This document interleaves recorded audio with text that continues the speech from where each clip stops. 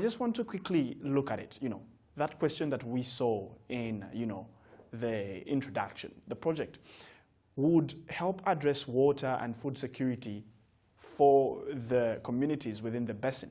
And, both sides, Tanzania says the project threatens the ecosystem. But help us strike a balance here.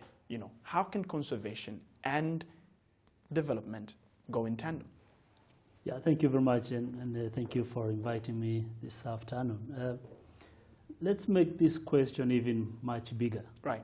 Not only for water and food. And food security. Also, you will add energy problem, and you will add land problem, because that's all comes together as very important factors in development. So especially in East Africa, where more than 75% of our population rely on agriculture, and a very limited number of people have access to electricity. Right. And again, you mentioned already a very interesting question of access to water security.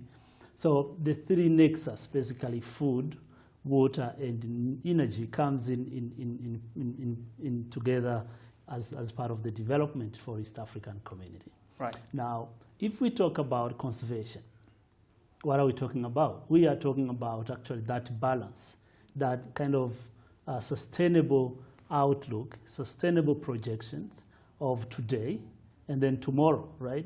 So then talking about issues of development and conservation, for me, when I look at it, it's not a conflict. Right. They shouldn't actually conflict, because conservation supports development. Right. And it's something we always call natural infrastructure that supports built infrastructure.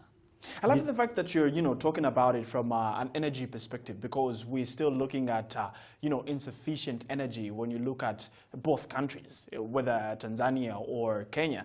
Definitely, they have the infrastructure ready, but some areas are not reached with, electricity, hydroelectricity, or any other forms of electricity.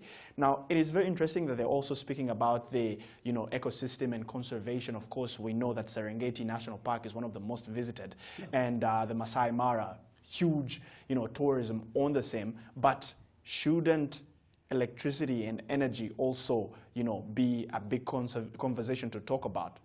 I think it is, but then how do they go about it? And again, it is also how you look at development in East African community. Right. The biggest issue we have in the industries is access to electricity. Exactly. And then attracting investments without electricity remains a very big challenge, and probably a red block or another rather problematic challenge for our sustainable development. It's not because we don't have resources. We have resources. We can generate us enough electricity because we have water resources. Right. But I think the problem is, how do you balance the use of water to generate electricity, but also the conservation of water sources? In terms of investments, sparking that balance, investing in conservation of upstream catchments to generate enough water for downstream, for electricity, for agriculture, that's the question. All right. Let me give you just a very recent study.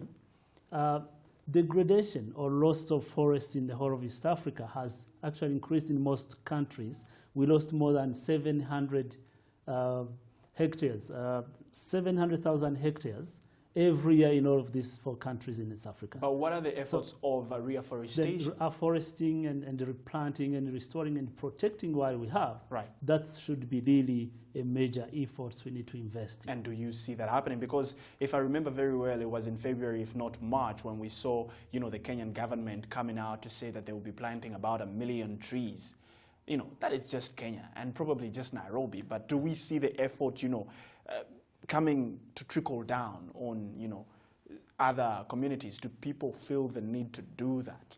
In fact, the interesting development recently is that most of the countries in East Africa, I'm talking about Kenya, just recently made a very big commitment to really bring quite a significant millions of hectares under restoration, same as did Uganda, Rwanda. Tanzania just recently committed about 5 million hectares to be restored. This is really degraded lands that needs to be restored to preserve water resources, to preserve soil erosion, stop soil erosion in the protected land, but also biodiversity in general. You mentioned the Serengeti National Park and other national parks in the region. Right. All those together needs to really be protected to spark development, because that's our US dollar.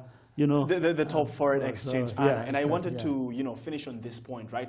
When we see tourism being a very key, you know, sector to the main economy of the countries in the East African region, do we necessarily see the efforts back to see that the ecosystem, the natural habitat is protected? My last one.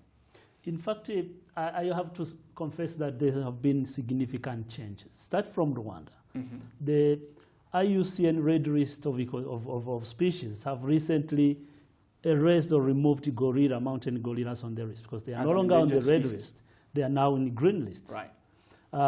Tanzania has made significant investments and efforts to preserve their natural ecosystems. Mm-hmm. Uganda is doing that, because I think countries, and I really appreciate that, we are seeing investments and really commitments to preserve and protect the natural habitats. And also, I think we need also to invest in a similar efforts to really provide proper investments and environment for tourists to come in. But I think in terms of commitments to protect, preserve, the governments are really committed together. And we saw quite significant changes in species loss. There are still challenges, right. But there are also quite significant progress and development. And again, thank you so much for getting time to speak to CNBC Africa.